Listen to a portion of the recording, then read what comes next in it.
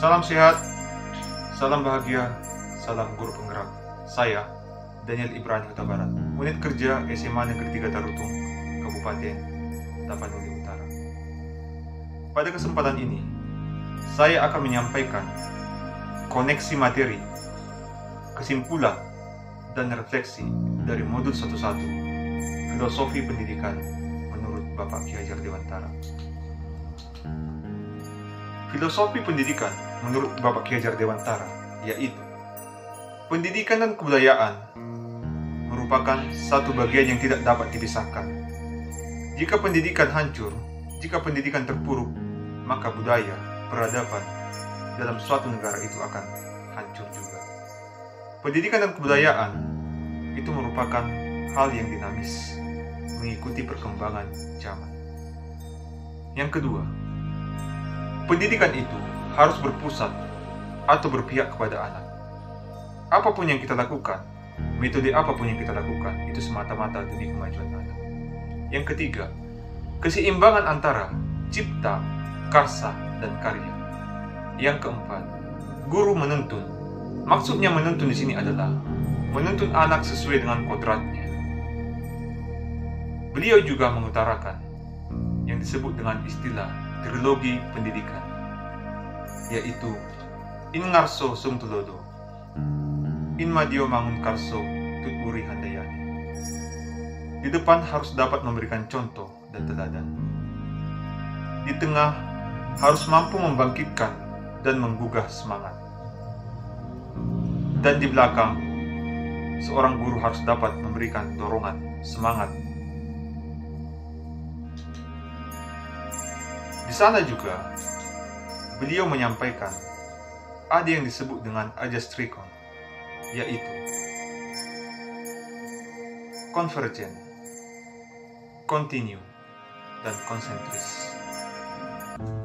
Bagaimana keadaan kelas dan kondisi murid atau kondisi pembelajaran sebelum saya mempelajari modul 11 ini? Adapun hal yang terjadi adalah seluruh materi yang saya sampaikan itu harus tuntas, harus selesai. Saya senantiasa mengejar capaian seluruh materi ajar yang ada pada buku atau ada pada kurikulum. Saya masih kurang peduli jika ada siswa yang masih belum begitu paham terhadap materi yang saya sampaikan.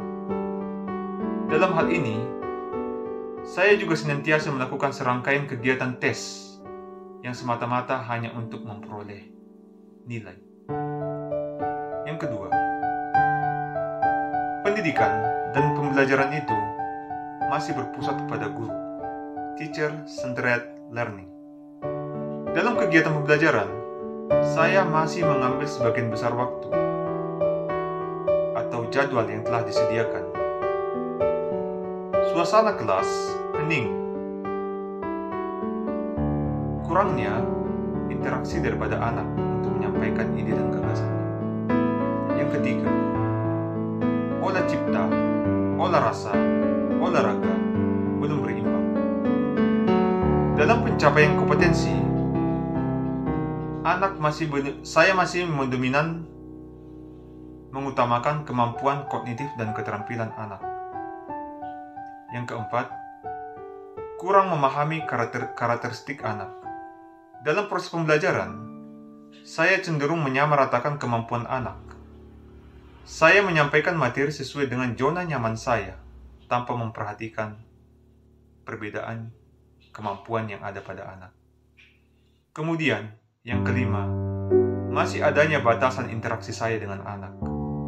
Masih ada gap yang memisahkan saya dengan anak. Jadi anak kesannya masih ada rasa takut ketika saya menyampaikan, ketika saya berdiri di depan.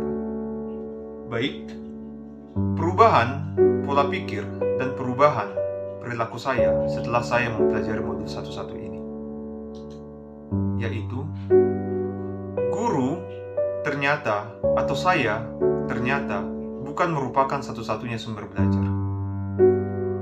Segala sesuatu yang ada di sekitar, baik di lingkungan keluarga, di lingkungan masyarakat, di lingkungan sekolah, atau di lingkungan maya, di dunia maya, itu dapat dijadikan menjadi sumber belajar.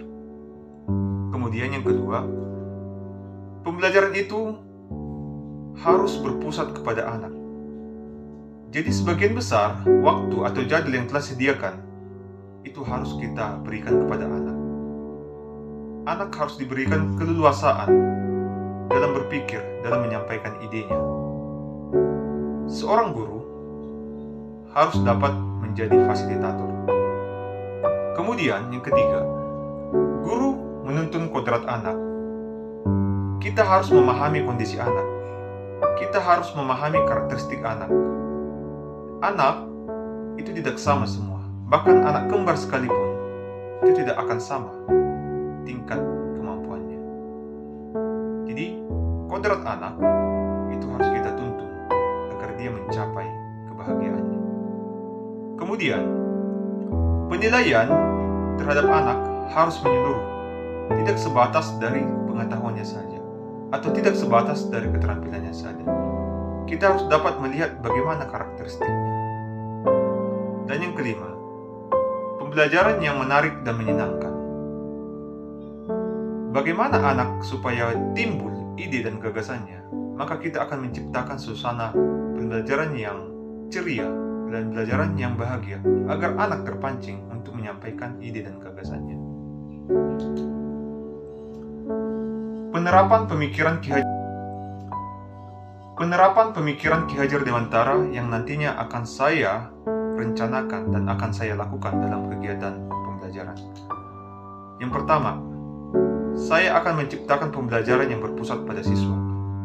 Yang kedua, saya akan menyisipkan nilai-nilai kultur daerah saya, daerah Sumatera Utara, daerah Tapanuli Utara, ataupun budaya lokal dalam kegiatan pembelajaran.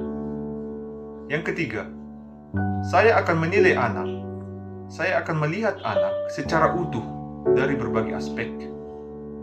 Dan yang keempat, saya akan berusaha menciptakan pembelajaran yang menyenangkan, baik dalam bentuk games, dalam bentuk lelucon.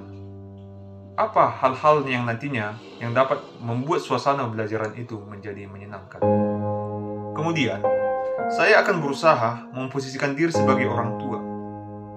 Jadi, interaksi anak itu tidak terhalang lagi. Siswa dan guru tidak ada rasa segannya lagi, tidak ada rasa takutnya lagi. Jadi saya akan berusaha menjadi orang tuanya. Saya akan dapat melihat, saya akan dapat mengamati, saya akan dapat lebih terbuka. Sebaliknya, anak akan dapat lebih terbuka dengan saya jika dia menganggap saya sebagai orang tuanya.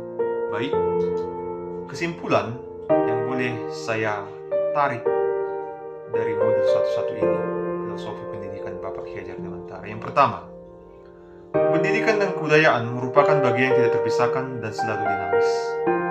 Yang kedua, pendidikan adalah menuntun anak sesuai minat dan bakatnya. Pendidikan sejatinya berhamba pada anak. Yang keempat, pendidikan humanis dengan konsep pamong. Dan yang kelima, terciptanya merdeka belajar. Sekian yang dapat saya sampaikan.